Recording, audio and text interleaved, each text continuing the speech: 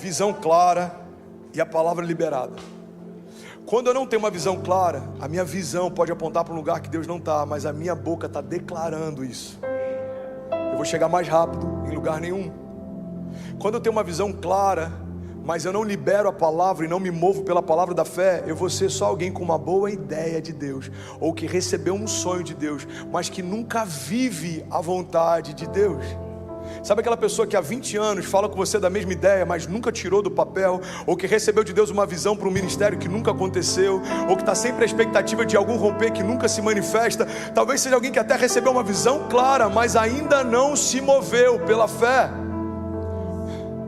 Você entende como que é importante as duas coisas caminharem juntas? Se eu tenho visão, mas eu não caminho, eu sou só alguém com uma boa ideia.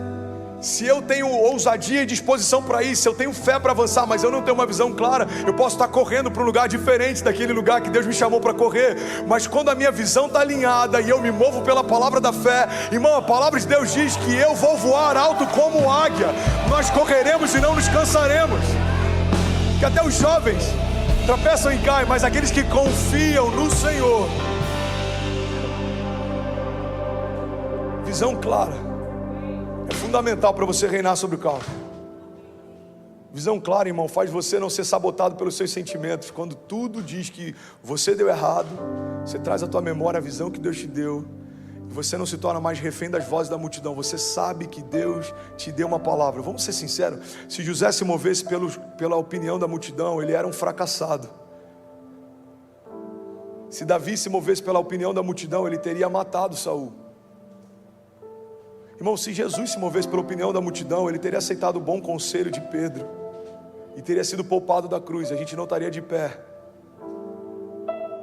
Existem bons conselhos da multidão, mas nenhum deles se compara a uma boa palavra vinda de Deus. Existem bons conselhos. O problema é que alguns desses bons conselhos estimulam a gente a administrar alguns problemas. Irmão, olha para mim, cuidado com quem respeita demais os seus limites.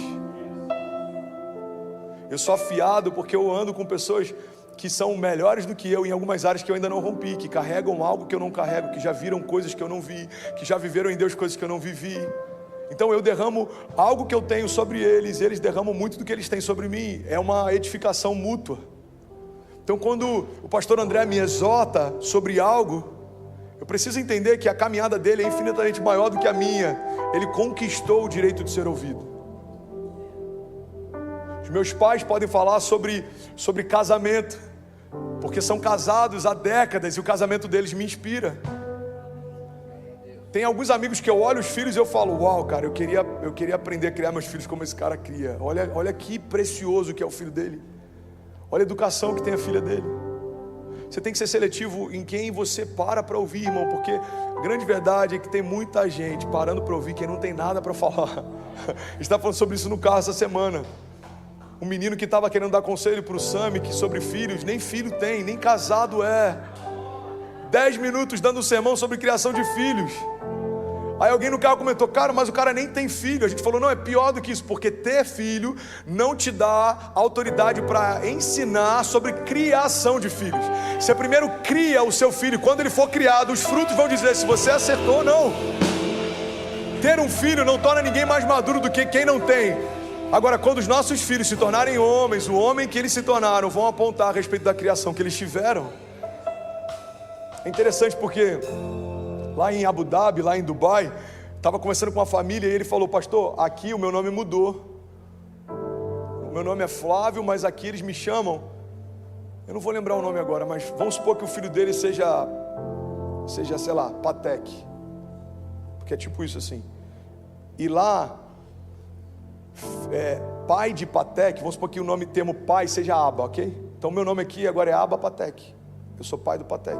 Se o seu nome for Felipe, vai ser, estou dando só um exemplo, tá? Vai ser Aba Felipe, Aba Cecília. Por quê? Porque eles chamam você pelo nome do seu filho. Então agora eu não sou mais quem eu era, agora eu sou pai do meu filho. Por quê? Porque as pessoas que conhecem o meu filho fala muito a respeito de quem eu sou. Olha isso, irmão. Mas sabe o que eu lembrei? Eu lembrei de... O que é? É o Benício? Foi só falar, hein? E aí, Ben, está bem, meu filho? Está bem? Aí eu lembrei de algo impressionante o que acontece na Bíblia. A Bíblia diz que quando Davi mata o gigante, o rei pergunta quem é o pai desse menino. Irmão, ele não pergunta quem é esse menino. A dúvida dele é, irmão, quem é o pai desse menino? Porque ele pensa assim, se esse moleque mata um gigante, imagina o que o pai dele não faz. Você está comigo? Irmão, guarda isso. Guarda isso em nome de Jesus. Pessoas vão ver o que você está vivendo e vão querer saber quem é o seu pai. Irmão, olha a prosperidade desse cara. Irmão, quem é o seu pai? Você vai falar, senta aqui, deixa eu te contar uma história. Pessoas vão ver os frutos que Deus vai gerar na minha família por obediência e não porque a gente é capacitado para isso. Eu não fui capacitado para pastorear em Miami, eu não tinha nem a cidadania, nem a imigração e nem a língua. Deus me trouxe de forma sobrenatural. Agora deu para a gente uma autoridade migratória e vai dar em algum momento uma autoridade também da língua. Eu não tinha nada que me capacitasse para liderar uma igreja em Alphaville. Mas Deus, ele é especialista em confundir os que pensam que são, usando os que sabem que não são e carregam a glória do grande eu sou.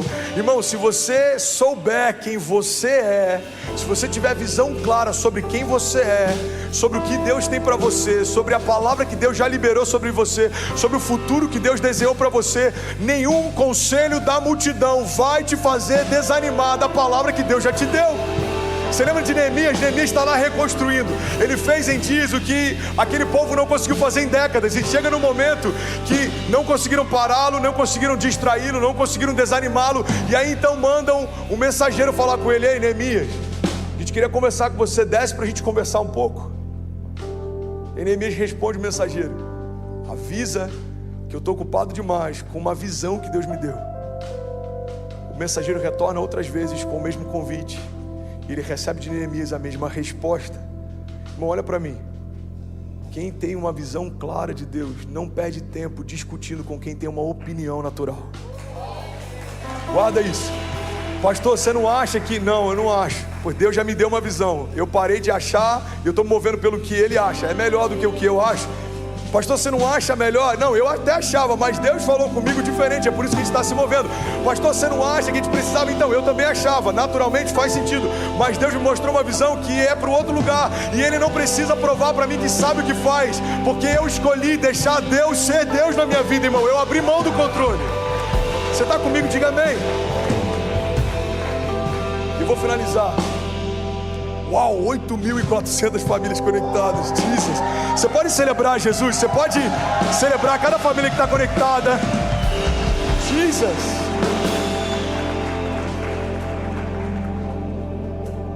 Verdade, irmão, que a gente usufrui à medida que a gente desperta. Olha para mim, não perde isso, por favor. Se você precisar sair, eu vou terminar em 4, 5 minutos. Se você precisar sair, não tem problema, mas você que está aqui, olha para mim, não se distrai. Irmão, você só usufrui daquilo que você despertou. Eu recebi essa palavra uma vez e para mim fez muito sentido. Alguém que eu nunca conheci pessoalmente. É uma mulher, é uma influencer. Eu nunca imaginei que ela tinha que Deus usava ela através do profético. Ela mandou uma mensagem no direct e falou: André, tudo bem? Cara, Deus me deu uma palavra para você. E Ele disse que as áreas do seu ministério que ainda não foram ativadas são áreas que você ainda não discerniu. E à medida que você for entendendo, Ele vai fazendo. Cara, aquilo foi tão poderoso, porque eu parei para analisar os meus últimos anos e todas as áreas que eu rompi são áreas que eu entendi o que Deus esperava de mim. E todas as áreas que eu ainda não rompi são áreas que eu ainda estou confuso. Deus, eu estou confuso, eu não sei se é isso ou aquilo, eu não sei se é para eu fazer isso, eu não sei se é para eu ir para cá ou para cá. Irmão, à medida que você desperta, você rompe. À medida que você desperta, você usufrui. Um homem que entendeu que a coisa mais preciosa que ele tem é a família, vai parar de perder tempo com qualquer coisa que não seja o principal. Um homem que entendeu que o que tem de mais poderoso na história dele é poder trabalhar e construir algo com Deus, não vai ficar vindo só para assistir um culto. Ele vai querer fazer parte da construção junto com Deus de algo que é maior do que ele. Você percebe que à medida que você vai despertando, você vai usufruindo. Tem gente que pergunta: pastor, por que você prega prega com tanta paixão? Porque um dia eu entendi que alguém pode estar me ouvindo pela última vez, no meio de uma multidão com 8.400 pessoas. Se tiver pelo menos 2 pessoas por média em cada casa, a gente está pregando hoje para 16 mil pessoas. E eu tenho certeza que talvez nessas 16 mil pessoas, alguém pode estar ouvindo falar de Jesus pela última vez. Então essa clareza traz para mim um entendimento, e por isso eu preciso queimar como se fosse a última vez, porque vai ser para alguém. Você está comigo? Diga amém. A clareza, irmão, faz você ser mais intencional, mais apaixonado, mais intenso. Faz você se mover menos por opiniões alheias, menos por circunstâncias externas. Você não é mais refém daquilo que está ao teu redor, porque você carrega uma palavra de Deus. Deus já me comunicou algo e eu me movo por aquilo que Ele me mostrou. E não importa o que dizem, o que pensam, o que se levanta.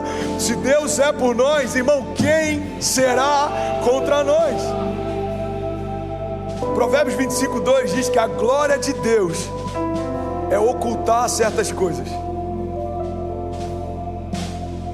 Olha que forte isso, irmão. A glória de Deus é ocultar certas coisas, e tentar descobri-las é a glória dos reis. Irmão, olha para mim, eu vou terminar aqui. Por que Deus não deixa tudo tão claro para todo mundo? Porque a dinâmica que Ele quer estabelecer é de intimidade e relacionamento. Tem coisas que Ele revela para toda a criação. Tem coisas que Ele revela só para a multidão que está perto. Tem coisas que Ele revela só para os discípulos que estão ao lado. Tem coisas que Ele revela só para os amigos. A palavra de Deus diz, olha que poderoso isso. Deixa eu achar qual que é o versículo. João 15:15 ele diz: eu já não os chamo de servos, porque o servo não sabe o que o seu Senhor faz. Em vez disso, eu os tenho chamado de amigos, porque tudo o que eu ouvi do meu Pai eu tornei conhecido a vocês. Mateus 13:10 diz: os discípulos aproximaram-se dele e perguntaram: Senhor, por que você fala através de parábolas? Nem todo mundo entende. E ele respondeu: a vocês foi dado o conhecimento dos mistérios do reino dos céus, mas a eles não. Sabe o que é interessante? Eu vou finalizar aqui. A banda pode subir. Sabe o que é interessante, irmão? À medida que eu caminho com Deus, Deus me revela algo além. Porque Ele sabe que eu estou com fome e eu estou pronto para ouvir os segredos que Ele quer compartilhar. E eu caminho mais, Ele fala mais. Eu mergulho mais, Ele derrama mais. E eu busco mais, e Ele me entrega mais. E eu me quebranto mais, e Ele transborda mais. É por isso, irmão, que tem gente que tem 1 ano de jornada de fé e está vivendo coisas que tem gente que está há 20 anos caminhando com Deus e ainda não viveu. Sabe qual que é um princípio da miopia? A miopia, você já conheceu alguém que você até achou que a pessoa era antipática, depois de algum tempo você descobriu que ela era míope? Alguém se identificou aqui, ó. Alguém? Você fala assim: cara, passei por você, você nem falou comigo. E falou: mano, eu nem vi. Alguém já viveu isso? Por que isso acontece? Porque é uma característica de você até enxergar, mas não consegue discernir o que está enxergando. Irmão, olha para mim. Tem muita gente que está míope na fé, porque você até consegue enxergar que Deus está aqui, mas você ainda não discerniu o que Ele está fazendo. Você consegue até enxergar que Deus tem algo para esse ano, mas você ainda não conseguiu discernir o que Ele tem para você. Você consegue até enxergar que Deus está fazendo uma coisa nova, mas você não consegue ainda discernir o que Deus está fazendo. Irmão, a palavra de Deus tem um versículo que eu acho tão poderoso. Ele diz assim: veja, eu estou fazendo uma coisa nova, vocês não percebem? Irmão, Deus está fazendo uma coisa nova no meio do povo, está gerando uma fonte de água doce no meio do deserto, e ainda assim tem gente que ainda não entendeu que Deus está gerando uma nova estação. E aí, tudo bem? Você acabou agora de assistir um vídeo. Se você ainda não está inscrito, já se inscreve também no nosso canal, ativa esse sininho aqui embaixo de notificação, e toda vez que eu fizer uma live ou estiver transmitindo uma mensagem ao vivo, você vai ser um dos primeiros a saber. Mas eu deixei mais 2 indicações aqui que eu espero que façam muito sentido para você. Então já aproveita e clica para assistir a próxima mensagem, beleza? Seja bem-vindo ao time de incendiários, e eu espero de verdade que essas mensagens mudem a sua vida como elas têm mudado a minha também. Até a próxima. Valeu. João 15:5, na versão a mensagem diz assim: eu sou a videira, vocês são os ramos. Quando vocês estiverem unidos a mim e eu a vocês, num relacionamento íntimo e orgânico, não imaginam a colheita que terão. Separados, vocês não podem produzir. Qualquer um que se separa de mim é um ramo morto, que é apanhado e jogado na fogueira. Mas se vocês estão em mim, e as minhas palavras estão em vocês, estejam certos que as suas petições serão atendidas. É dessa maneira que o meu Pai demonstra quem Ele é. 2 pontos. Quando vocês produzem frutos, quando demonstram maturidade como meus discípulos. Alguém pode dizer glória a Deus por isso? Mateus 5,14 diz: vocês são a luz do mundo, não se pode esconder uma cidade construída sobre um monte. E também ninguém acende uma candeia e a coloca debaixo de uma vasilha. Pelo contrário, coloca no lugar apropriado e assim ilumina todos que estão na casa. Assim brilha a luz de vocês diante dos homens, para que vejam as suas boas obras e glorifiquem ao Pai de vocês que está nos céus. Alguém pode dizer glória a Deus por isso? Salmos 2,8: pede-me e eu te darei as nações por herança, e os confins da terra como a tua propriedade. Alguém está feliz com Jesus ainda? Diga amém. Deixa eu compartilhar algo com vocês. Acho que eu nunca falei sobre isso. Se eu falei, eu devo ter falado em um momento. Mas eu lembro que estou casado há 15 anos. Eu lembro que há uns 13 anos atrás, eu e a gente liderava jovens numa cidade chamada Cabo Frio, no interior do Rio de Janeiro. E a gente gostava de ir com jovens para um monte de oração que tinha lá. E eu lembro de muitas experiências que eu tive com Deus nesse monte, mas um dia em especial me marcou. Eu lembro que eu estava em prantos, eu estava completamente rendido. E quando eu abri os olhos, eu vi aquela cidade toda iluminada. E eu pedi algo para Deus. Eu só não sabia o tamanho do que eu estava pedindo. Eu falei: Deus, me dá essa geração por herança. Deus, me dá essa geração por herança. Me dá essa geração por herança. Mas eu estava pedindo uma geração de jovens na minha cidade. Eu liderava jovens em Cabo Frio. Eu estava pedindo para que Deus me desse a oportunidade de gerar um avivamento na geração daquela cidade. E naquele dia eu lembro que Deus falou comigo: eu me agradei do teu coração, eu me agradei do que você me pediu. Eu lembro que 3 meses que a gente tinha se mudado para Orlando, era a época do Descende. Eu e a Kezinha, a gente passava muitos perrengues ainda, se adaptando. Quem está aqui no início sabe como que é. Samuca tinha mandado nos grupos perguntando se alguém tinha algum móvel para doar.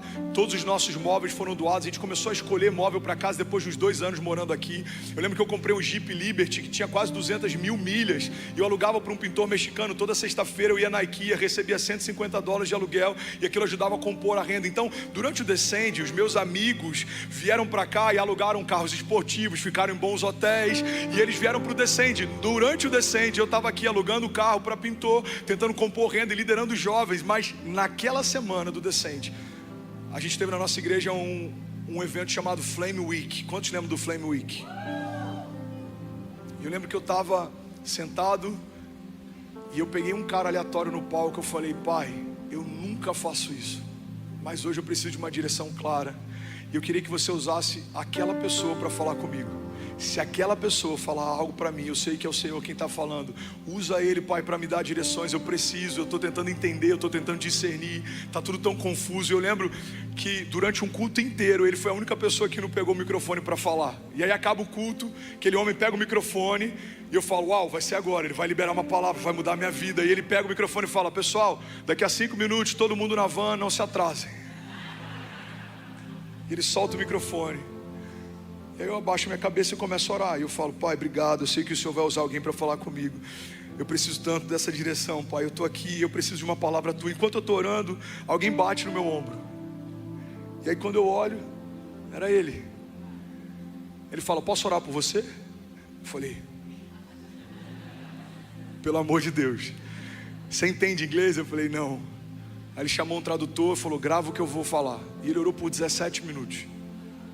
E uma das palavras que ele liberou foi: Deus está te dando a linguagem para essa geração. Deus está te dando a linguagem para essa geração. Irmão, Uma semana depois um vídeo viraliza e outro, e outro, e outro. 4 meses depois eu estou na Europa orando por jogadores de futebol e orando por pessoas que eu nunca imaginei, e Deus me usando para curar pessoas. Eu vivi isso, de um jogador na Europa se machucar e o empresário me levar para orar por ele, por cura. 4 meses antes eu estava alugando carro, irmão, para sobreviver. 4 meses depois Deus estava me levando para nações e cumprindo a palavra. E todas as vezes que alguém dava um testemunho, eu lembrava dessa palavra: Deus está te dando a linguagem para essa geração. Deus está te dando a linguagem para essa geração. Deus está te dando a linguagem para essa geração. Por que eu estou falando isso? Porque você pode estar nesse momento como eu estava no monte clamando. Você pode estar nesse momento como eu estava em Orlando, sendo relembrado da promessa. Ou você pode estar nesse momento em que eu estou vivendo o cumprimento dela. Mas independente do momento que você está, eu quero te lembrar que se você estiver plantado em Deus, você e a sua casa florescerão. Você e a sua casa vão ver o melhor ano da sua vida se você se mover por uma palavra e não pelas opiniões. Se você se mover por uma promessa e não pelo que os outros pensam. Se você se mover por aquilo que Deus te mostrou para o futuro e não pelas circunstâncias. Talvez as circunstâncias presentes sejam desafiadoras. Talvez você não tenha o que precisa ter, não saiba o que precisa saber. Mas Deus está lembrando para alguém aqui nessa manhã: não é sobre o que você tem, é sobre o que eu sou. Eu sou o que você precisa. Deus está dizendo para alguém enfermo nessa manhã: filho, muito prazer, eu sou a cura, eu sou o Jeová Rafá. Deus está lembrando para alguém que precisa de provisão, socorro financeiro nessa manhã. Levante suas mãos em nome de Jesus. Eu quero profetizar sobre você. Eu sou o Jeová Jireh, eu sou o Deus da provisão. Deus está lembrando para alguém que está com medo, ansioso, preocupado. Deus está dizendo: eu sou aquele que luta as suas batalhas. Eu sou aquele que vai à frente das suas guerras. Não há nada que eu não possa fazer. Agindo Deus em nosso favor, quem impedirá o seu agir? Se Deus é por nós, quem será contra nós? Eu declaro em nome de Jesus, 2024, pelos olhos da fé, já é o melhor ano da nossa vida, em nome de Jesus. Se você concorda, diga amém. Será que alguém pode dar um brado de liberdade nesse lugar? Será que alguém pode, pelo amor de Deus, fazer barulho? Aleluia, aleluia, aleluia. Tem alguém feliz com Jesus ainda? Diga amém. Pede-me e eu te darei as nações por herança, os confins da terra como a tua propriedade. Eu tenho 5 minutos para finalizar. Amém, vocês são lindos, vocês são incríveis. Mas eu tenho que correr, senão daqui a pouco acaba o meu tempo, a banda sobe e não vai ser legal. Sabe uma coisa interessante sobre os bonsais? Que Deus me ensinou enquanto eu pregava sobre eles. Pega isso aqui, irmão. Eu estava pregando sobre isso em Alphaville e Deus disse: filho, você sabe por que quando a árvore é pequena, o fruto é pequeno? Porque quando os galhos são frágeis, eles não suportam os frutos muito grandes. Pega isso aqui, irmão. Tem muita gente questionando a quantidade e o tamanho dos frutos, quando deveria estar se preocupando com a força dos seus galhos. Não reclame daquilo que você não tem estrutura ainda para suportar. Isso não é punição, isso é zelo. Por que a gente não frutifica enquanto não está pronto para frutificar? Porque se você coloca um fruto num tamanho normal, numa árvore que se tornou anã, o fruto vai quebrar o galho. O fruto vai romper a estrutura, o fruto vai trazer morte ao invés de vida. Irmão, por que Deus não nos dá tudo aquilo que a gente quer no momento em que a gente quer? Porque Ele está zelando por você. Não é punição, é zelo. Guarda isso aqui em nome de Jesus. Se Deus tivesse me confiado aquilo que me confiou no tempo presente, há 10 anos atrás, eu teria me perdido ou deslumbrado. Se Deus tivesse me confiando aquilo que Ele vai me confiar nos próximos 10 anos, no tempo presente, talvez eu não saberia lidar com tudo que Ele vai me confiar. Então é por isso que Deus, Ele sempre vai gerar em você uma frutificação proporcional às suas raízes e aos seus galhos. Alguém está comigo aqui? Diga amém. Sabe qual é o problema? É que os frutos podem se tornar um peso para quem não tem estrutura. Fala para quem está do seu lado: os frutos podem se tornar um peso para quem não tem estrutura. Me dá um exemplo, pastor. Já viu aquele cara que sonhava em ter uma família e hoje ele vive reclamando dos desafios que é ter uma família? Cara, não aguento mais a minha esposa. Cara, eu não aguento mais, eu chego em casa, meus filhos choram, eu não consigo dormir, meu filho chora toda noite, ele acorda de madrugada, eu tenho que trocar fralda, eu tenho que dar mamadeira. Cara, eu não aguento mais, os funcionários, toda hora é um problema, é um problema trabalhista, é um problema de algum funcionário me deixando, eu tenho que recomeçar. Eu ensinei a profissão para ele, ele montou um próprio negócio e agora ele saiu e montou a própria empresa. Irmão, não reclame daquilo que um dia chorando você pediu para ter. Só tem problemas na empresa quem é empresário. Só tem problema com os filhos quem é pai. Alguém comigo aqui? Só tem desafios para lidar com a imigração na América quem entrou na América. Só tem problemas para gerenciar o desafio que é uma igreja quem lidera uma igreja. Você consegue imaginar? Lá em Alphaville a gente tem 15 mil pessoas por semana. Somos quase 70 funcionários só no nosso staff, no núcleo principal. Batizamos 14 mil pessoas no último batismo, ficamos quase 3 horas na água. Agora eu posso reclamar que o batismo está demorando demais, ou eu posso me constranger e lembrar que em algum momento eu chorei pedindo para viver algo parecido com isso, mas eu nunca imaginei que eu viveria algo perto disso. Irmão, só tem um problema de ficar 3 horas nas águas batizando quem batiza mais de 1.800 pessoas numa tarde. Alguém comigo aqui? Então guarda isso. Os frutos se tornam um peso para quem não tem estrutura. Você pediu para uma família, lidere ela. Você pediu para uma empresa, governe ela. Você pediu pelo chamado, seja fiel a ele. Você pediu para vir para uma outra nação, enfrente de cabeça erguida os desafios de ser estrangeiro numa terra estranha. Você já pensou se a gente perdesse tudo que a gente reclama? Já imaginou se um dia Deus removesse da nossa história tudo que a gente reclama? Você fala, não aguento mais a minha mulher. Pum, viúvo. Cara, eu não aguento mais esse trabalho, demitido. Não aguento mais essa empresa, falido. Não aguento mais essa igreja, desigrejado. Você já imaginou? Não aguento mais esse cabelo, careca.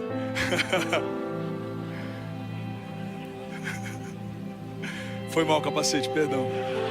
Nada pessoal. A gente não pode reclamar daquilo que um dia a gente chorou para ter. Você está comigo? E a última coisa para eu finalizar. Quando eu pedi um bonsai ontem, uma pessoa da produção levou lá em casa. Pastor, fui lá num japonês pegar o bonsai. Eu falei, mano, esquece. Porque lá em Alphaville a gente comprou na Leroy Merlin, era tão feio que eu falei, se a gente pegasse 2 galhos e enterrasse na terra, era igual. Pensa num bonsai feio. Eu falei, isso aqui não é um bonsai, isso aqui é um broto, gente. Pegaram um broto, botaram no vaso, escreveram bonsai. Aí vim para Orlando, cara, tô indo num japonês pegar. Eu falei, esquece Orlando, irmão. Deve ser tipo do Avatar, aquela árvore da vida do Animal Kingdom. Aí chegou o bonsai. Aí eu falei, mano, ele é de plástico? Ele falou, pastor, tem problema? Eu falei, tem. Qual que é o problema, pastor? Ninguém vai ver de longe. Eu falei, mas árvores de plástico não frutificam. Aí Deus falou comigo, entrou na mensagem ontem de madrugada, a última chave. Tudo que é artificial é estéril. Pega isso aqui, irmão. Tudo que é artificial é estéril. Então, não se preocupe em parecer ser, porque Deus não unge quem você finge ser. Deus unge quem você é. Você está comigo? Recebe isso aqui em nome de Jesus. Deus não unge personagens, Deus unge pessoas. Você nunca vai ver um Mickey ungido. Por quê? Porque é um personagem, não existe, é fictício, é artificial. Mas você e a sua casa podem caminhar debaixo de uma unção de Deus. Você nunca vai ver alguém que é fake fluindo na unção. Por quê? Porque Deus não capacita algo que não foi gerado nele. Você nunca vai ver um ministério fake frutificando. Você nunca vai ver um ministro fake frutificando. Você nunca vai ver uma pessoa fake frutificando. Por quê? Porque tudo que é artificial é estéril. Mas aquilo que está plantado em Deus, diz a palavra de Deus, florescerá. Você recebe isso? Então fica de pé no teu lugar, eu quero profetizar sobre você. Levante suas mãos, feche teus olhos. Você que é batizado com o Espírito Santo, abre a sua boca, libera o seu som. Seja livre em nome de Jesus, seja livre, seja livre, seja livre. Feche teus olhos, eu quero profetizar a palavra sobre você. Jeremias 17:7 diz assim: bendito o homem que confia no Senhor e cuja confiança é o Senhor, porque será como a árvore plantada junto às águas, que estende as suas raízes para o ribeiro e não receia quando vem o calor, mas a sua folha permanece verde, e no ano da sequidão não se fadiga, nem deixa de dar fruto. Salmo 125:1 diz: os que confiam no Senhor são como os montes de Sião, que não se pode abalar, mas permanece para sempre. Como os montes que cercam Jerusalém, assim o Senhor protege o seu povo, desde agora e para sempre. Tudo bom? Você acabou de assistir uma mensagem aqui do nosso canal. Eu tenho certeza que ela te edificou e que ela vai gerar algo novo em você. E a gente separou mais 2 vídeos. Eu quero deixar essas indicações aqui para você continuar queimando com Jesus. E eu quero muito te fazer um pedido também. Se essa mensagem te edificou, comenta aqui embaixo, segue o canal, me ajuda a compartilhar para que mais pessoas sejam tocadas também. Deus te abençoe. O tema da mensagem de hoje é mais forte do que o medo. E a gente precisa entender que o medo, ele é forte, não é fraco. Ele é poderoso, ele não é qualquer sentimento. Mas ainda assim é possível ser mais forte do que qualquer sentimento. Porque o sentimento, ele tem um ponto sensível. Sentimento é o que se sente, mas a tua identidade é o que se é. Então você sente medo, mas ainda é filho do leão da tribo de Judá. Alguém aqui? Você sente preocupação, você sente ansiedade. São sentimentos, sentimentos passam. Mas a nossa identidade foi firmada e é nela que a gente precisa firmar a nossa expectativa. A minha identidade está firmada em algo que foi estabelecido antes do que aquilo que eu sinto me alcançar. A minha alma está angustiada, isso é passageiro. A minha alma está alegre, isso é passageiro. Agora, quem eu sou? Eu sou quem Deus diz que eu sou. Eu tenho o que Deus diz que eu tenho. Eu posso o que Deus diz que eu posso. Alguém está comigo? Diga amém. Eu amo uma citação de Napoleão Bonaparte. Ele falava que eu não tenho medo de um exército de leões que seja liderado por uma ovelha, mas eu tenho medo de um exército de ovelhas liderados por um leão, porque a identidade do líder fala muito a respeito do que está se construindo. A gente precisa entender que existe um cabeça no corpo, e esse cabeça é o próprio Jesus. É Ele quem garante você, é Ele quem respalda você, é Ele quem sustenta você, é Ele quem fala por você. Então, por mais que existam vozes ao nosso redor, há uma voz sobre nós. Por mais que existam ruídos ao nosso redor, há uma palavra sobre nós. Alguém está pegando isso aqui? Diga amém. E a gente ouve isso tantas vezes que às vezes entra no modo automático. O entendimento de que há uma palavra sobre mim que antecede a minha existência deve gerar em mim segurança. O entendimento de que há uma promessa que ela foi estabelecida antes da crise chegar, antes do medo chegar, antes do sentimento chegar, antes da preocupação chegar, deve ser o nosso lugar de refúgio, é o nosso marco zero, é onde a gente volta quando tudo dá errado. Porque está tudo bem sentir medo, eu sinto, você sente, está tudo bem a gente ter preocupações, eu me preocupo, você se preocupa. Agora a gente precisa voltar para esse marco zero, é o lugar da gente recalcular a rota, como eu falei no último encontro. Esse lugar em que a gente volta e a gente se aquieta, e a gente se acalma, e a gente revisita palavras, a gente relembra promessas. É nesse lugar que Deus coloca as coisas no seu devido lugar. O problema é que quando a gente está correndo e está cansado, mas não busca nele renovo, a gente para no meio do caminho. Quando a gente está se movendo e está com medo, mas não busca nele coragem, a gente desiste. Então nem sempre o movimento é a melhor estratégia. Não é só sobre se mover. Não tem nada pior do que um tolo motivado. Não é só sobre correr, não tem nada pior do que chegar mais rápido em lugar nenhum. É sobre partir de um ponto. Cristo é a cabeça, Ele tem uma palavra, Ele tem uma promessa. É nele que eu confio, é nele que a minha alma espera. E a partir desse entendimento eu volto a correr. A partir desse entendimento eu volto a me mover. Porque eu acho que muitas palavras que a gente ministra e ouve são palavras pautadas em encorajamento. E o encorajamento é maravilhoso, mas ele precisa estar bem firmado e fundamentado em verdade de Deus. Porque senão a gente só está motivado, encorajado, a gente está correndo, feito um maluco, atrás do vento, indo para lugar nenhum. Eu lembro de uma pregação que eu fiz um tempo atrás, que eu falava sobre o desafio da gente encarar a nossa jornada como se fossem esteiras. Alguém já caminhou na esteira aqui? Alguém já suou muito caminhando numa esteira? Alguém já saiu do lugar enquanto caminhava? Você já saiu do lugar enquanto caminhava na esteira? Pro lado, boa. Obrigado, Lucão, muito bom. Você corre, se cansa, sua, mas não tem destino. Você imprime esforço, dá o seu melhor, fica exausto, mas não sai do lugar. Você está ali 1 hora, 2 horas, 10 horas, não é sobre tempo. Você não vai chegar a lugar nenhum. Eu acho que muitas vezes a gente está tentando lutar contra o medo, contra desânimo e contra outros sentimentos, como alguém que corre numa esteira. A gente está querendo se distrair, quer só continuar correndo. A gente está tentando vencer esses sentimentos e quer só continuar andando, mas a palavra de Deus fala que há tempo para todas as coisas, e há tempo inclusive da gente voltar para o marco zero e recalcular a rota. Então, como eu consigo vencer o medo? Eu creio que uma das formas da gente vencer o medo é a gente se aquietar e deixar Deus trazer à nossa memória o que dá esperança. A gente revisitar palavras antigas, promessas antigas, porque é isso que gera encorajamento. O que vai te encorajar não é o fato dos seus gigantes terem se apequenado. O que vai te encorajar é lembrar que há um leão da tribo de Judá que vai à frente da sua batalha. Então os gigantes podem até ser maiores do que eram na estação anterior. Não é sobre o tamanho do meu adversário, é sobre o tamanho do meu Deus. Max Lucado, ele diz que se olharmos para os nossos gigantes, tropeçaremos. Mas se olharmos para o nosso Deus, os nossos gigantes é que tropeçarão. Então eu estou falando com propriedade de causa, irmão. Tem dias que você olha e fala: caramba, velho, nessa acho que deu ruim, estou cansado, estou desanimado, estou sem esperança. Mas aí você lembra das promessas, você lembra do que Ele te falou, você lembra do que você já ouviu, você revisita algumas palavras que você recebeu, anotações que você fez, impressões no Espírito que você teve. Cara, não tem como continuar sentindo medo, sabendo quem Ele é. E eu acho que essa é a nossa grande batalha, o que se sabe e o que se sente. Quando o que eu sinto é maior do que o que eu sei, eu estou em sérios problemas. Porque o sentimento, ele é enganoso. Ele faz um gigante parecer maior do que na verdade ele é.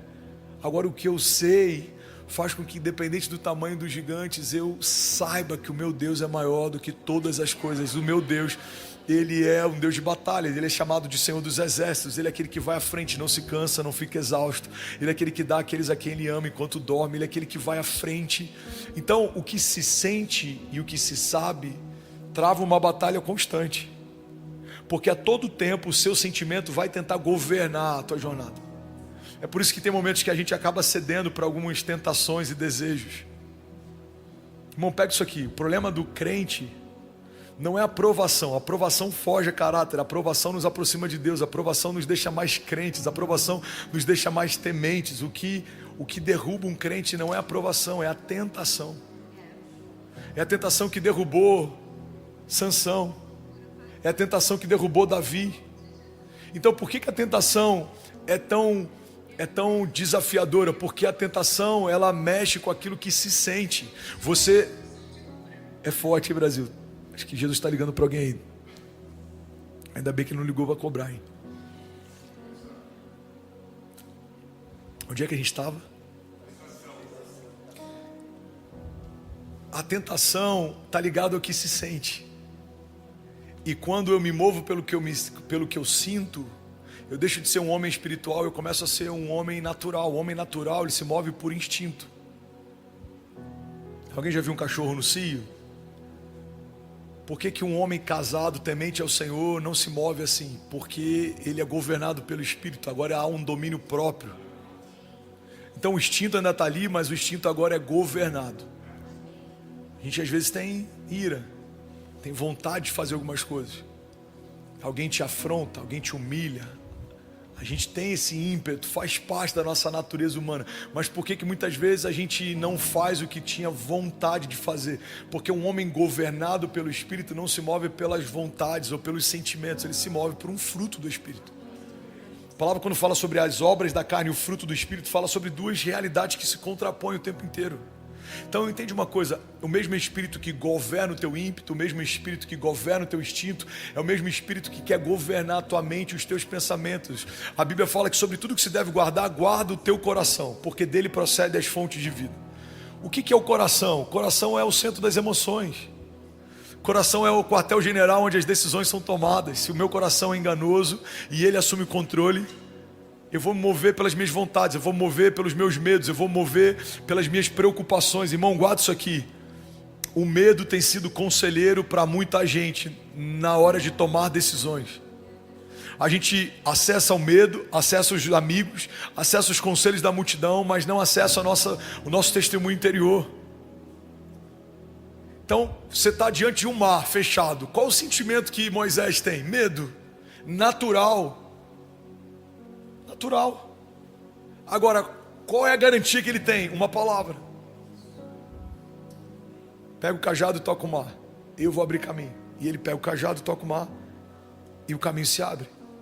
Aí ele avança, agora os exércitos estão vindo contra eles. O próprio Deus que abriu o caminho, fecha o caminho. E aí eles veem os inimigos morrendo afogados. E agora tem fome.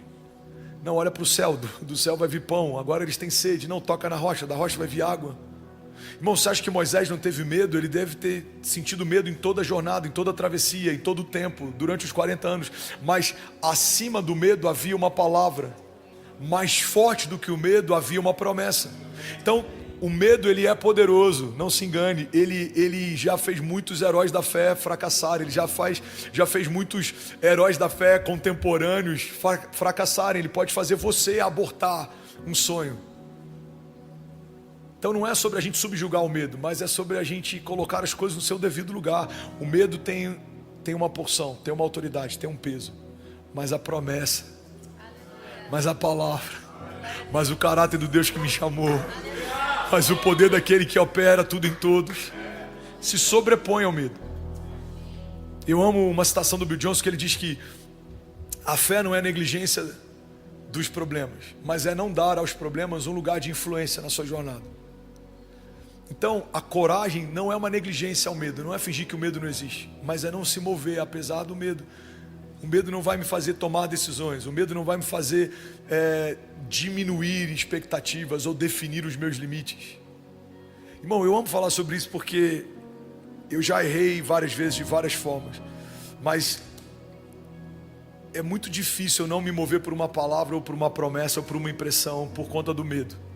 Eu aprendi a me mover com medo mesmo. Eu aprendi a me mover mesmo que haja um frio na barriga. Eu preciso crer nesse testemunho interior e entender que a promessa dele já é uma garantia de que tudo vai terminar bem. Não significa que vai ser fácil, nem sempre é leve, mas vai terminar bem, porque aquele que começou a boa obra, ele é fiel para concluí-la, amém? Então, para pensar, tem momentos que a gente deixa o medo definir os nossos limites. Existe um Deus que definiu os limites do mar. O diálogo entre Deus e Jó. Existe um Deus que definiu os limites da terra. Existe um Deus que definiu os limites da gravidade. Existe um Deus que definiu todas as leis da física. Esse mesmo Deus definiu os meus limites, aonde começa a minha história e onde termina ela. Mas a gente em algum momento, sem perceber, dá acesso para que o medo ou outros sentimentos nos governem e nos limitem, nos definam. Irmão, você já foi definido. Já há uma definição sobre você. Você já foi estabelecido. Não há espaço na sala do trono de Deus para um diálogo a respeito da tua identidade. Ela já foi formada. A Bíblia diz que quando você era informe no ventre da mãe, ele já te via, já se relacionava com você. Ele já tinha relacionamento com você. Então, quando o mundo tenta nos deformar, o Evangelho vem para nos transformar, porque já há uma forma original. A palavra de Deus fala a respeito de uma mudança na mente, uma metanoia. Não vos conformeis. A Bíblia fala a respeito de uma transformação, de uma renovação. Ou seja, há uma forma original, o pecado trouxe uma deformação, mas o Evangelho traz uma transformação. Você foi trazido de volta para a forma. E qual é essa forma, esse formato, esse design? Você foi feito imagem e semelhança do Criador. É o inferno que treme quando você se posiciona. É o inferno que treme quando você entende. É o inferno que treme quando você se move, não o contrário. Mas eu estou ministrando para você, ministrando para mim. Tem muitos momentos que a gente esquece quem é, e por esquecer quem é, esquece o que carrega, e por esquecer o que carrega, a gente tem medo do futuro. Futuro é um termo, é uma palavra, é uma verdade, é um princípio que deve encorajar os cristãos e não amedrontá-los. Quando a palavra futuro é citado, você fica... É porque esse termo em inglês é muito bom, excited, você fica, em português a tradução fica muito ruim. Você fica empolgado, você fica animado, ou você fica preocupado, angustiado. Se tem algo que o cristão deveria manejar bem, a ponto de liderar em qualquer momento, é o futuro. O mundo deveria olhar para a gente e falar assim, olha, eu até discordo de algumas coisas no culto à linguagem, a roupa, as músicas, mas uma coisa a gente tem que reconhecer. Ninguém lida com o futuro como o povo de Deus. A palavra de Deus diz que a mulher sábia, ela olha para o futuro e sorri. A mulher de Provérbios, ela olha para o futuro e sorri. A palavra fala que nós recebemos uma unção profética. E a partir desse desígnio profético, o que a gente faz? Liga e desliga, irmão. Ligar e desligar não é constatação de passado, é definição de futuro. Você está declarando, essa porta vai se fechar, essa janela vai se abrir, essa batalha vai cessar, esse milagre vai acontecer, esse romper está a caminho. Então não é constatação o homem natural faz. Você pega um cara que não crê em Deus e fala, como foi ano passado? Ele vai te dizer. Agora você pega um cara que crê em Deus e pergunta como serão os próximos anos. Só ele pode falar. Porque ele carrega a palavra profética. Ele liga e desliga. Ele estabelece, reivindica. Alguém comigo aqui? Então, aonde o medo trabalha, milita? No futuro, ninguém tem medo do passado. O passado já foi. Ninguém tem medo do presente. O presente está acontecendo. Agora entende isso, irmão. Assim como o medo só trabalha no futuro, a esperança, ela mora no futuro. Aonde está a minha esperança? A minha esperança está no Deus que fez os céus e a terra. A minha esperança está no cumprimento de cada promessa. A minha esperança está naquilo que o Senhor preparou, numa mesa preparada na presença dos inimigos, no livramento, no escape. A minha esperança está no cumprimento da promessa, na plenitude dela. A minha esperança está no braço forte do Senhor. A minha esperança está na voz que vem como o som de muitas águas e invade o meu lugar secreto e o meu lugar de medo e de crise e ressignifica todas as coisas. A minha esperança está no derramado do Espírito sobre toda a carne, no vento impetuoso que move coisas de lugar. A minha esperança está na moeda de ouro que vem da boca do peixe, que vai suprir toda necessidade, no caráter do Jeová Jireh, do Deus da provisão. A minha esperança está no toque do Jeová Rafa. Eu sei que se eu apenas tocar na orla das vestes dele, eu serei sarado. Não é uma esperança passada, é uma esperança futura. Eu sei que se eu tocar nas orlas das vestes dele, ou seja, haverá um encontro, haverá um toque, e ao toque haverá uma liberação, e haverá virtude, e haverá cura, e haverá testemunho,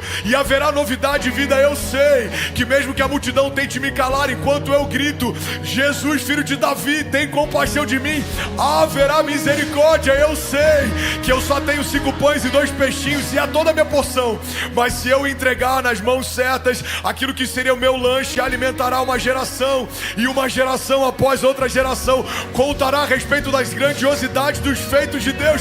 Eu preciso trazer à memória aquilo que me dá esperança. Alguém comigo aqui, diga amém. Aleluia, aleluia, aleluia. Então o futuro habita, o medo habita no futuro, a esperança também.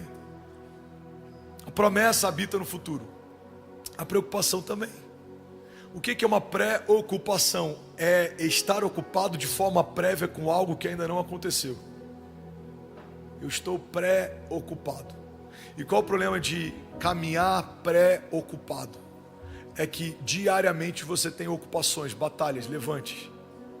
Então quando o levante de hoje te encontra, ele te encontra exausto porque você já está socando o vento, tentando lutar com o gigante de amanhã. A gente trata problemas que não são como se já fossem, e às vezes não consegue tratar milagres que não são como se já fossem.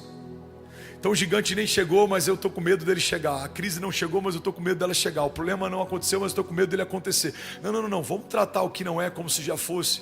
Para o lado bom, a boa notícia ainda não chegou, mas vai chegar.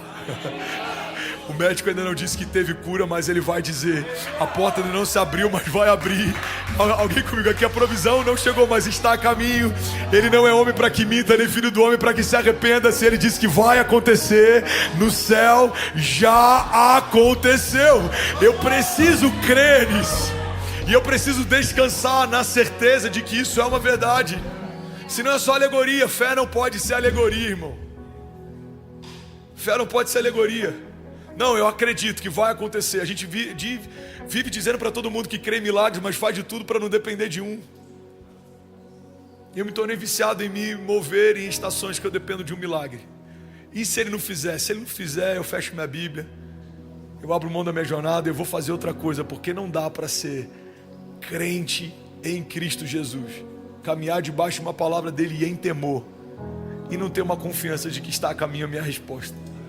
Porque o Senhor conhece o nosso coração. Guarda isso aqui. A tua motivação fala mais do que as suas ações. Então eu prefiro errar com a motivação certa, porque o Senhor que conhece a pureza do meu coração recebe como oferta até o meu erro feito de forma ingênua, singela, do que quando eu faço algo com consciência de que não é o que Deus espera de mim, mas para todo mundo soa como puro. Irmão, o coração do homem é enganoso, mas Deus caminha nesse lugar. O coração do homem é terra que ninguém anda, mas Deus passeia nesse lugar. Então o que Ele espera de mim? Eu creio que Ele espera ver em mim o ímpeto de um filho corajoso debaixo de uma palavra, mais do que alguém que fica falando que é zeloso, mas na verdade talvez seja só um medroso travestido de alguém, como é que eu vou dizer? De alguém.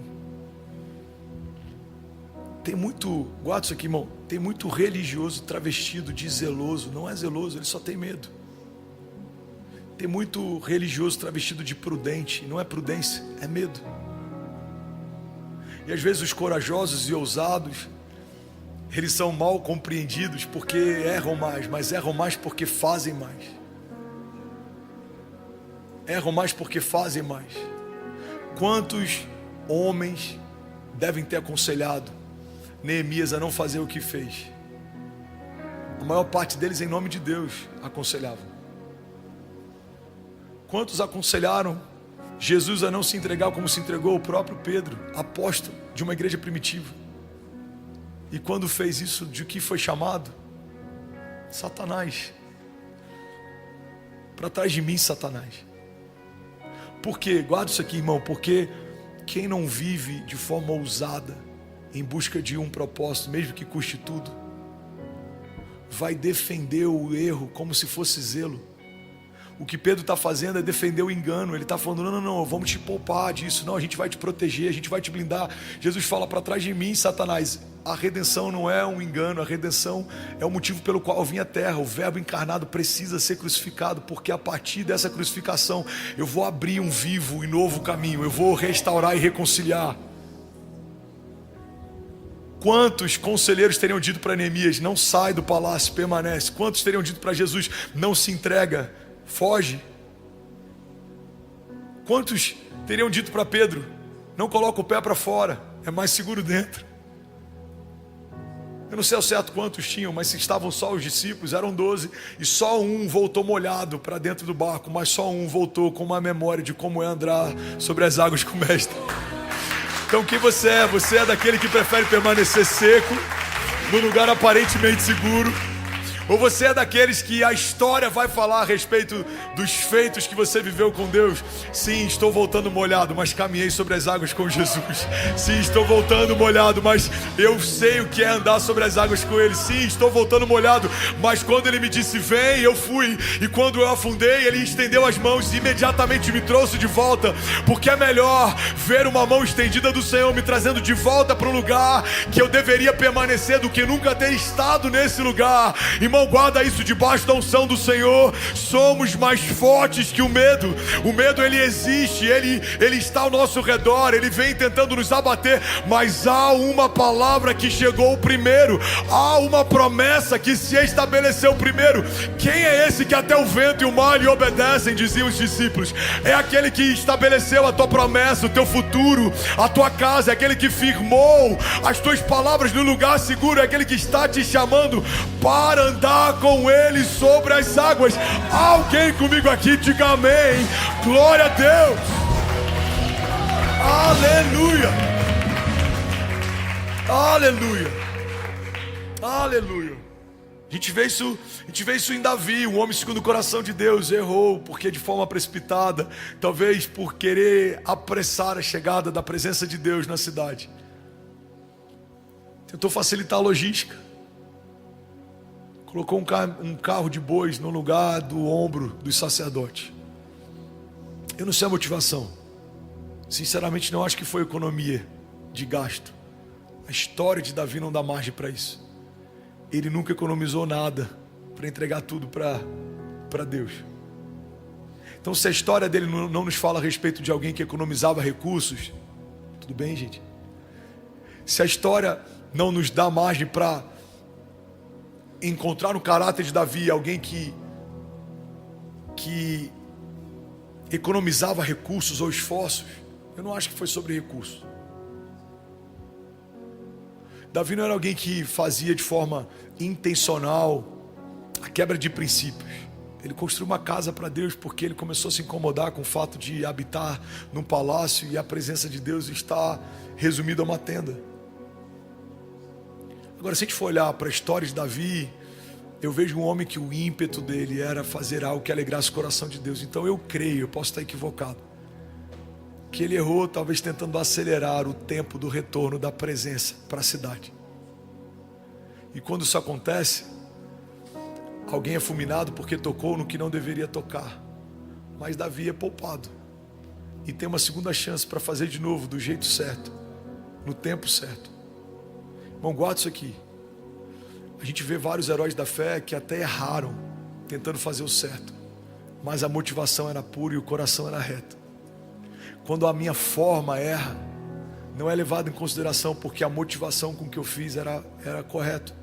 Mas quando a minha forma parece reta aos olhos dos homens, mas a minha motivação, ela não é agradável aos olhos de Deus, isso é muito preocupante. Ser mais forte que o medo significa se mover de forma ousada debaixo de uma palavra, mesmo que me custe tudo, mesmo que em alguns momentos eu tropece, mesmo que em alguns momentos eu fale, mesmo que em alguns momentos eu me canse, mesmo que em alguns momentos eu desanime. Eu preciso trazer a memória e recomeçar. Por quê? Porque há uma palavra de Deus estabelecida sobre mim que é mais forte do que as circunstâncias, do que os tropeços, do que o que está ao meu redor, do que a força dos ventos, do que o volume dos ruídos. Há uma palavra de Deus que me garante. Davi era um homem segundo o coração de Deus, e ele nos ensina um princípio. Ele fala: mesmo que eu ande por um vale de sombras e morte, mal nenhum eu temerei, porque tu, Senhor, estás comigo.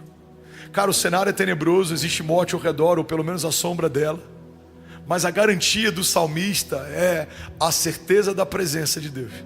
Então o lugar não é o melhor, a presença ao meu redor não é a melhor presença, o que me cerca não é talvez o melhor ambiente para eu estar, mas uma coisa eu me garanto: o Senhor está comigo, Ele está no meio do vale, Ele vai me levar a pastos verdejantes, Ele vai me guiar mansamente em águas tranquilas, o cajado dele me protege, Ele me respalda, Ele me guia.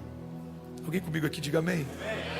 E é sobre isso que eu queria falar nessa noite, sobre caminharmos debaixo desse entendimento de que existe uma palavra de Deus, existe uma promessa de Deus, e existe uma característica no caráter de Deus que nos garante: Ele é fiel. Ele é fiel. As circunstâncias mudam, mas Ele continua sendo fiel.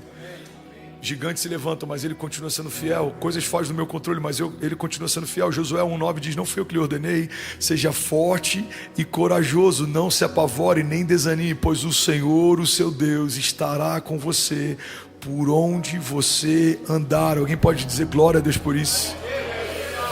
O entendimento que a gente precisa ter é que o nosso adversário, ele odeia tudo que a gente carrega de precioso. Satanás odeia as tuas promessas, Satanás odeia a tua identidade, Satanás odeia a tua família, Satanás odeia o teu destino profético. E é por isso que ele sempre vai militar contra isso. E a pior coisa que a gente pode fazer é ceder à pressão, porque alguém que está desencorajado, alguém que está amedrontado, em algum momento pode aceitar um plano B como sendo resposta. Eu lembro que eu estava num voo alguns anos atrás e aí conseguiram um lugar para mim perto da porta de emergência. E aí a pessoa estava dando as instruções e eu fiquei olhando aquela porta de emergência. E eu falei, cara, é engraçado, porque portas de emergência, elas só são feitas para serem usadas quando tudo dá errado, mas quando o momento é ruim, a gente começa a encarar portas de emergência como se fossem atalhos.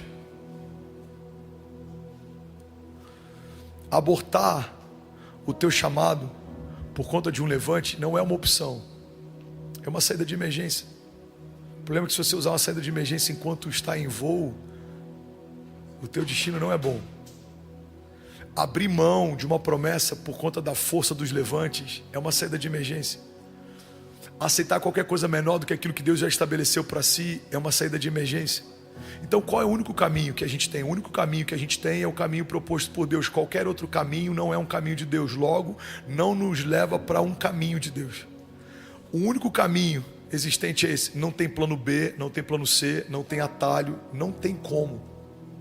Jesus, ele é levado para o deserto, ele é tentado, e uma das tentações que ele sofre é justamente usar do dom para suprir necessidade. Ele tem fome. Satanás, ele estimula para que ele use do dom para fazer com que pedras virem pão. Ele fala, nem só de pão vive o homem, mas de toda a palavra que sai da boca de Deus. Irmão, o medo nos faz usar do dom para suprir necessidade. O medo nos faz abortar promessas porque a gente quer um caminho mais fácil. O medo nos faz abrir mão de primogenitura por causa de prato de lentilha. O medo nos faz negociar o negociável. O medo nos faz aceitar o inaceitável. Agora, quando eu trago de volta para o centro da minha história a minha identidade, as promessas que o Senhor me fez, não dá para aceitar qualquer coisa menor do que aquilo que Ele me prometeu. Como fazer José aceitar qualquer visão menor do que a visão que ele já teve? Como fazer Davi aceitar qualquer coisa menor do que o reinado que ele foi estabelecido? Como fazer com que Moisés viva qualquer coisa abaixo do que aquilo que Deus chamou ele para viver? Irmão, ele viu pragas serem estabelecidas sobre o Egito. Ele viu o mar se abrir, ele viu a água descer da rocha, verter da rocha, ele viu o pão descer do céu. Então o que eu creio que o medo faz é nos levar para esse lugar de cansaço. E eu estou quase finalizando essa mensagem. O medo nem sempre quer que você aborte, mas o medo sempre vai te levar para um lugar de exaustão, que a exaustão pode te fazer abortar. O medo te leva para um lugar de cansaço, que o teu cansaço pode te fazer abortar. O medo quer te levar para um lugar em que você não tem mais forças, e é nesse lugar que muitas vezes a gente é tentado a abortar. Eu percebo que a maior parte das batalhas que eu enfrento são em torno do meu cansaço emocional. Porque a maior parte dos erros que a gente vê heróis da fé cometendo no passado, cometeram a partir de um cansaço. Davi, cansado, prefere permanecer do que batalhar. E nesse dia, nesse lugar, ele dá acesso a um pecado que manchou todo o teu legado. A gente vê o cansaço fazendo com que Abraão abra a mão da espera de uma promessa pura e gere um filho de uma precipitação. O cansaço ao longo da espera fez o pai da fé se precipitar. Irmão, pega isso aqui. O cansaço ao longo da batalha faz o homem segundo o coração de Deus pecar. Então não dá para eu e você acharmos que o cansaço em nós ele encontra imunidade. Não, a gente não é imune ao cansaço. Então eu creio que a maior parte dos medos que a nossa geração tem enfrentado é só um lugar que nos leva ao cansaço. Tem muita gente desanimada, tem muita gente cansada, tem muita gente prostrada, tem muita gente frustrada. E esse lugar é um lugar perigoso, porque é nesse lugar que a gente entrega os pontos, é nesse lugar que a gente abaixa a guarda, é nesse lugar que a gente desiste, é nesse lugar que a gente aborta. Alguém comigo? Tem muitas pessoas que você conheceu no início da tua jornada que abriram mão da jornada de fé. Não é porque elas amavam Jesus menos do que você ama. Talvez algumas delas até amavam mais, mas elas não souberam lidar com o cansaço. Elas não souberam lidar com a frustração, com a prostração, com a exaustão. Eu preguei no último encontro sobre resiliência. Eu acho que essa é uma zona de graça que a gente precisa desenvolver. A resiliência me faz permanecer de pé, mesmo que eu sinta medo. A resiliência me faz permanecer crendo, mesmo que tudo diga que não. A resiliência me faz permanecer meditando nas promessas, mesmo que toda hora chegue uma notícia ruim. A resiliência é quase como se fosse uma teimosia santa. Eu estou tão eu tô tão, como é que eu posso dizer, decidido em permanecer confiando até que aconteça, que pode ser o que for, pode vir o que vier, pode ser quem for, eu permaneço guardando a esperança viva, eu permaneço confiando naquilo que o Senhor me mostrou, porque tudo que está ao meu redor pode passar, mas as palavras do Senhor, elas não passarão.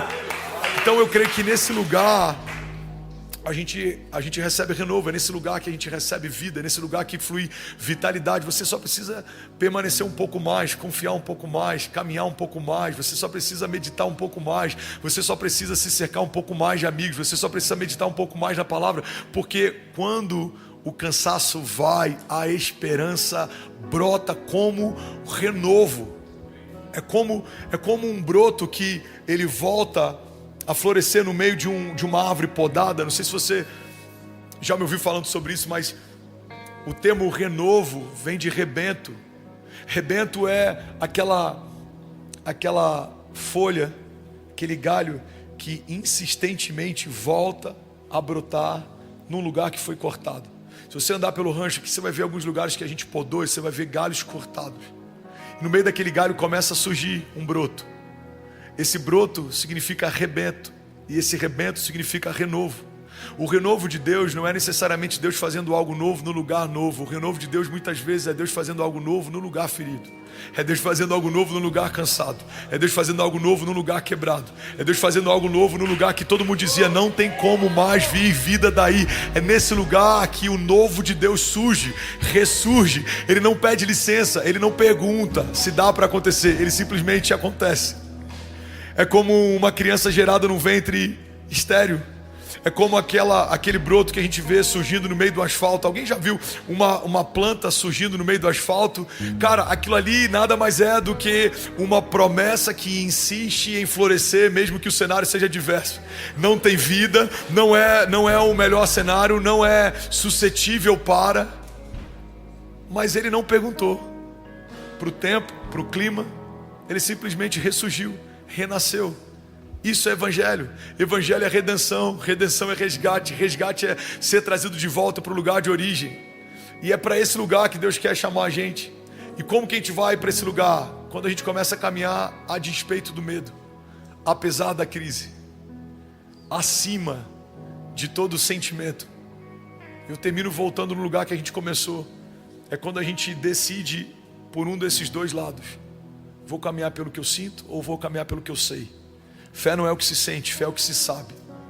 O que eu sinto hoje? Eu sinto cansaço, eu sinto medo, eu sinto preocupação. O que eu sei que o meu Deus é fiel. Eu sei que o meu Deus é justo. Eu sei que Ele é bom. Eu sei que Ele recompensa.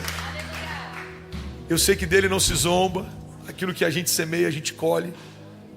Então as certezas a respeito de Deus me fazem permanecer, mesmo quando os meus sentimentos falam ao contrário. Amém? Alguém recebe isso aqui? Então feche teus olhos, eu quero ministrar sobre você. Aleluia. 2 Coríntios 4,16. Por isso não desanimamos, embora exteriormente estejamos a nos desgastar, interiormente estamos sendo renovados dia após dia. Pois os nossos sofrimentos leves e momentâneos estão produzindo para nós uma glória eterna que pesa mais do que todos eles. Assim, fixamos os olhos não naquilo que se vê, mas naquilo que não se vê. Pois o que se vê é transitório, mas o que não se vê é eterno. E aí, tudo bom? Você acabou de assistir uma mensagem aqui do nosso canal. Eu tenho certeza que ela te edificou e que ela vai gerar algo novo em você. E a gente separou mais 2 vídeos. Eu quero deixar essas indicações aqui para você continuar queimando com Jesus. E eu quero muito te fazer um pedido também. Se essa mensagem te edificou, comenta aqui embaixo, segue o canal e me ajuda a compartilhar para que mais pessoas sejam tocadas também. Deus te abençoe.